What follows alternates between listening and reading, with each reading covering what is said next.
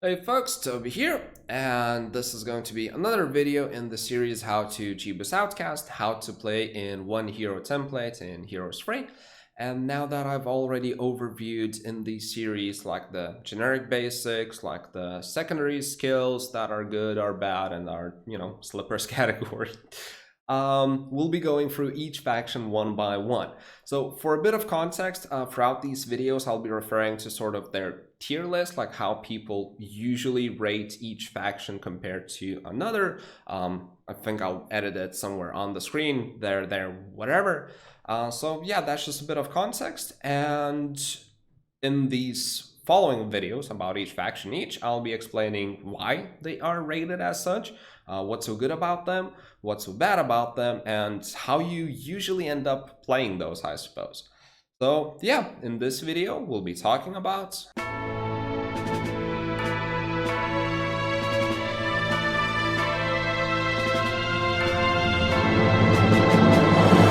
Alright, so Castle, what's so good about it? And the short answer is, like, pretty much fucking everything. Like, I'm not even joking, like, everything about Castle is good. There's not really anything bad about it.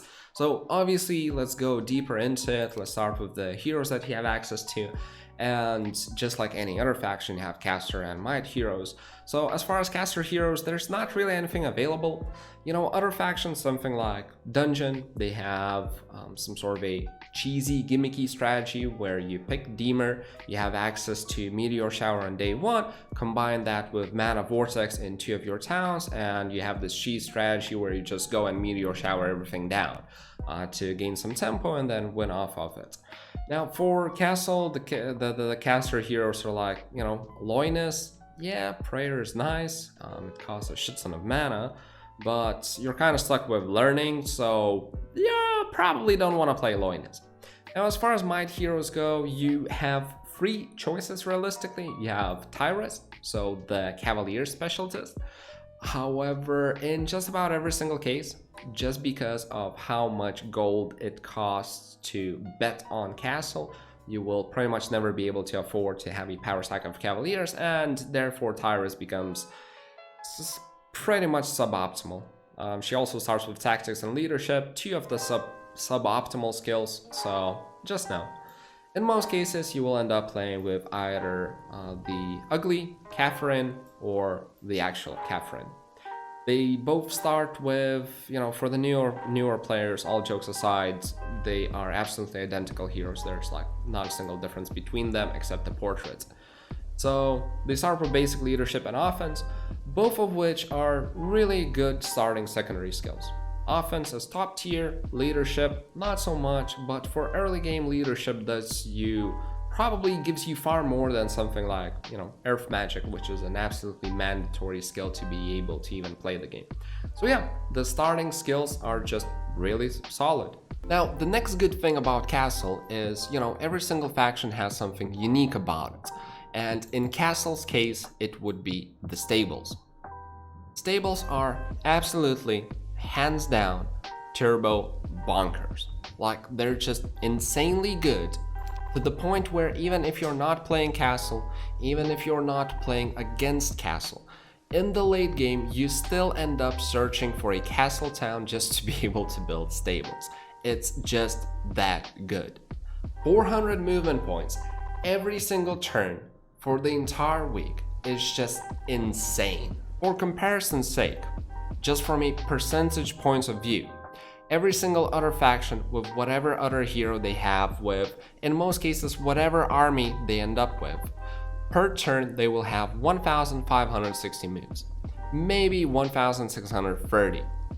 As Castle, even with your slowest units in your army, you will still have 1,960 moves. It is insane. Just insane. You're literally getting like 2 extra days per week. Like, as far as travel time goes, as far as how much stuff you can do on the map. So you can just, in the same day, you can just always do more, pick up more boxes, and because of that have higher tempo compared to other factions. Now, the last advantage that the Castle has is their units. Every single unit is kinda really fucking good.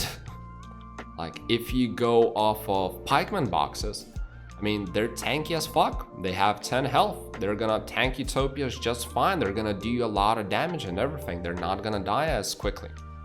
Archers are amazing damage. Just straight up bonkers damage. Pigeons, yeah, you have pigeons, you know. Every faction has their own pigeons. They're not amazing, but even then, they kinda have, like, health. If you bless them, they kinda do damage. They're not amazing. They're by far the worst units of the faction, but they still can do something. Then Crusaders are absolutely bonkers. From boxes, you get a lot of them. 25 unupgraded, 20 upgraded. That is absolutely insane. Monks are upgraded. They're also bonkers. They don't have melee penalty, so you also get a lot of them. If you get a box of Zealots, you get 20. Compared to like Gorgons, only 15. So they will actually do a lot of works.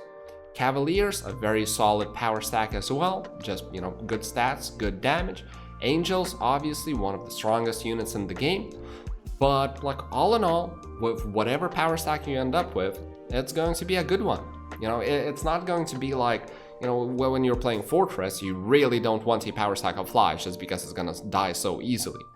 If you're playing like a dungeon, you probably don't want a Trogdolites power stack. But for castle, like whatever units you end up with, it's going to be pretty good. Now, with all that said, just like with any other faction, early in the game you need to make the decision with what kind of power stack you will play, or rather, what will be the source of army income for you. Now, this is where castle is kind of specific, and primarily because of the fact of how highly rated castle is by everyone. Like pretty much everyone rates castle as the number one. So because of that, you will in most cases end up paying like 7 to maybe 10k gold to be even able to play the castle in the first place. Because of that, you're pretty much never going for dwelling farmer. If you pay 7+ k gold at the start of the game, you will just not be able to afford to go for like a cavalier dwellings and build cavaliers.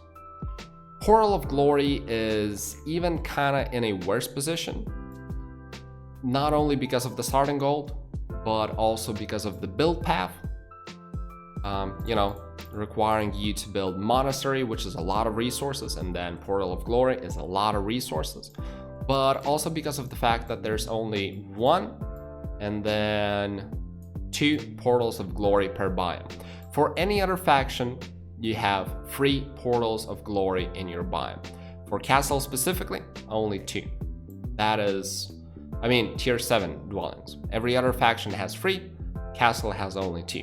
So Angels are not an option. Cavaliers are in most cases not an option unless you somehow end up paying only a few k gold for being able to play the castle. Monastery, so you know, monks are usually not an option either, just because they're kind of a ranged unit. Like, it's not exactly what you want as a power stack. You can end up with it, not building it, but through the boxes, but usually it's not what you want. So in most cases, your entire power stack will come through the boxes. Now, because of such a gameplay, and because of, again, how much gold you end up paying to be able to play castle, your week 1 is pretty much always going to be extremely slow. So you'll end up with, you know, like 1.5k gold, even if you choose gold as your starting resource, and at which point you're not even able to buy out the army fully. Compare that to all the other factions where, you know, as dungeons you build tier 3 dwelling on day 1 and you buy the Evil Eyes. On Necro, you build a tier 4 dwelling, you buy the vampires, and suddenly you're able to take just about any early box, you know. Tier 2, lots of tier 2 upgraded creatures for any other faction usually is not an issue regardless of how much gold they paid, like realistically.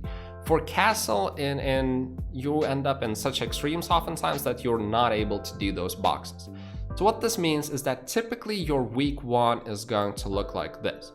You will go and this could be a doable box. So in this case, you could do this box, but generally you'll go and, you know, flag a sawmill, flag an ore pit, get maybe some permanent stats from like Colosseum of the Magi, get some treasure chests for income, later on switch it to experience. So get a few levels, get a few permanent stats, generate the resources that you need. Maybe flag like a guardhouse, maybe flag like, we have any of these? I mean, pigeon tower. You know, just something to get you going.